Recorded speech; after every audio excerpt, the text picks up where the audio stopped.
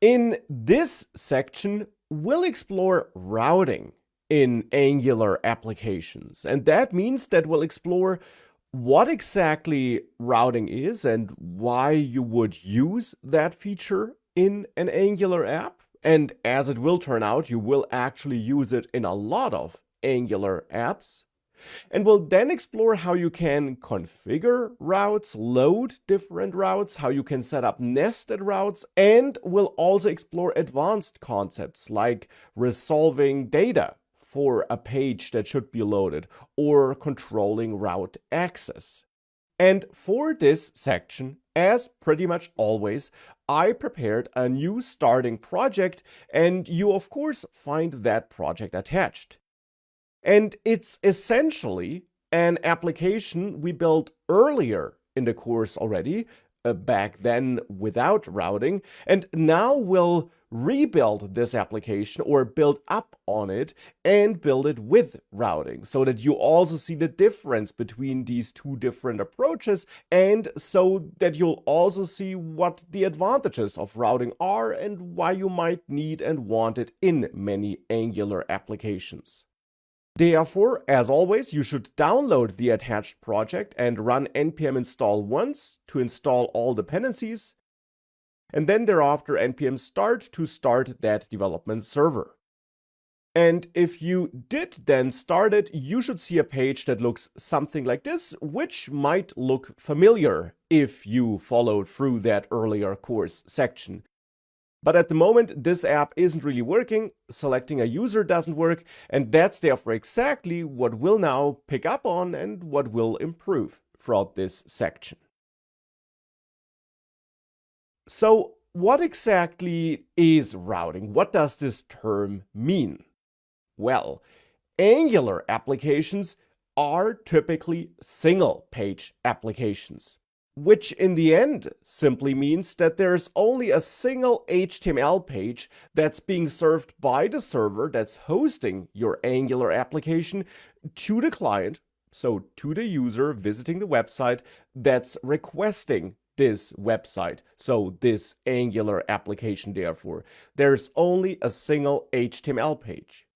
But of course, since we're using Angular to build a feature-rich web application, that single page often gives us a web application, a website that feels like it consists of multiple pages. And indeed, you often might want to have multiple pages, kind of. You want that one single HTML file that loads the Angular application, but then once the application is up and running in the browser of your website visitor, then you might want to give that visitor the illusion of switching between different pages. For example, in that app we did build earlier in the course, where we could select a user to see the tasks of that user, and where we could then start adding a new task.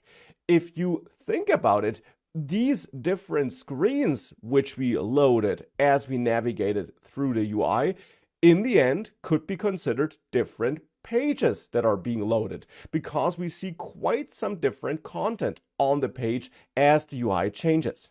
And that's what the term routing means.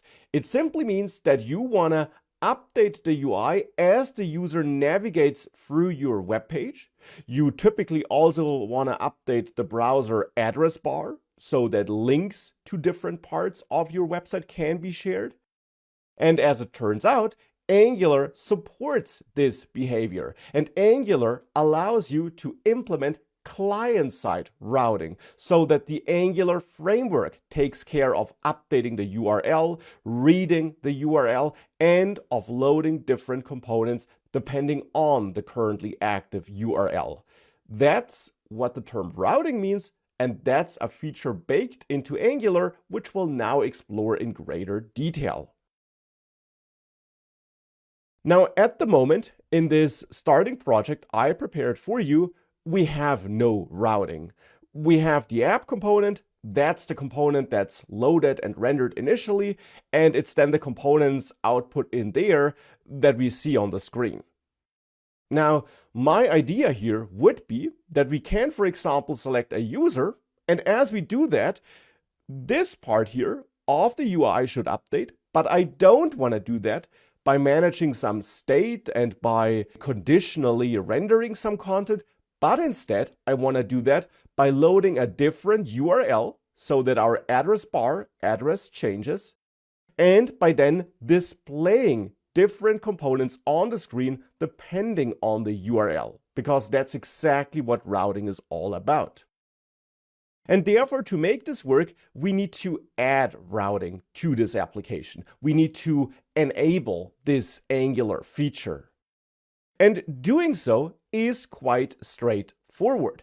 You need to go to your main.ts file and then provide a configuration object as a second argument for Bootstrap application.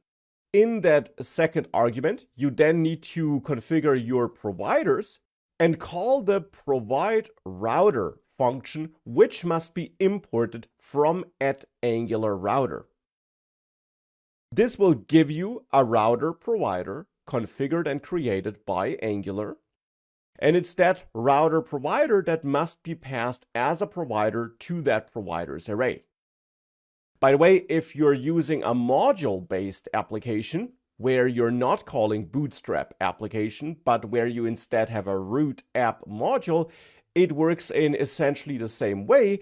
There, you would simply call provide router and pass the provider that gives you to the provider's array of your root module, for example.